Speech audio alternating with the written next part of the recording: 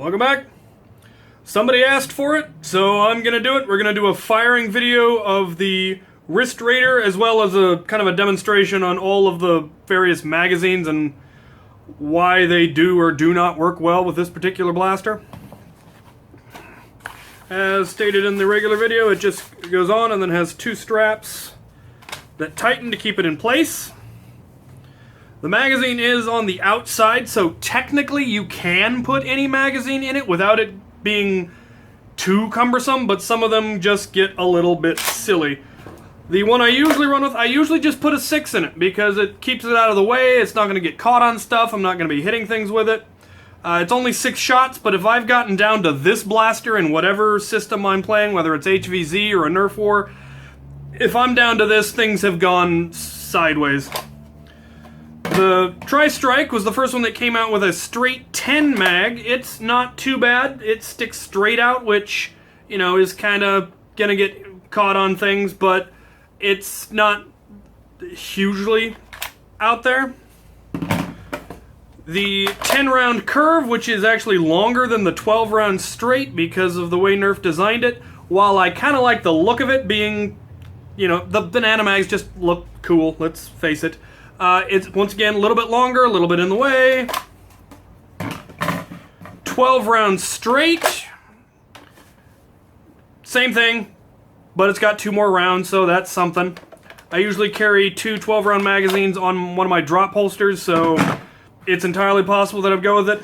My second favorite, other than the 6, is definitely the 18-round drum, just because it holds 18. That's an awful lot of ammo. It doesn't stick out too far. It's a little bit heavier and thus a little more awkward. But, you know, what are you going to do?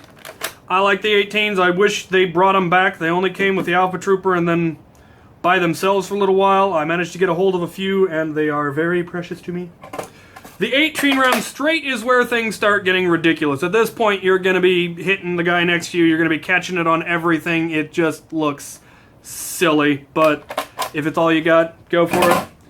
The 25-round drum sticks out about as far as the 12-round, but is really getting heavy at that point and kind of awkward, but, you know, it's a lot of ammo. If you really feel like using it, you could. And then, finally, last but not least, for the sheer absurdity of it all, a 35-round drum strapped to your arm. It's the magazine that came with this because this is a Raider, but it's just silly. But if you wanted to be able to fire off of your wrist all day long, that would be the drum to go with. Changing out magazines isn't actually that difficult. Let's go with one that doesn't have any darts in it. Put it in, fire it. You can just hit it with your finger and pull it on out.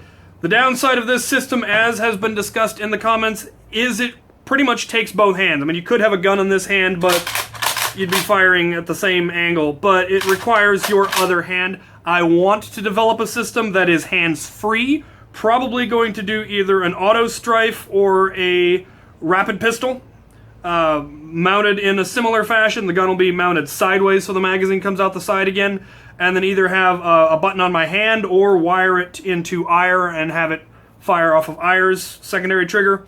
One of the two, we'll see whichever works out best, but since the weather has in fact turned nice, it was pouring rain earlier, but it's nice and sunny today, I'm going to go out and fire a couple of rounds out of this thing so you can see just how piss poor a stock Raider that's been scrapped really shoots. Let's go take a look.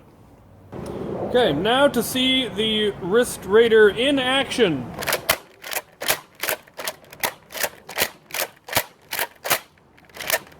That's the 6 round. We'll try it again with the 18 and see just how quickly I can slam fire it.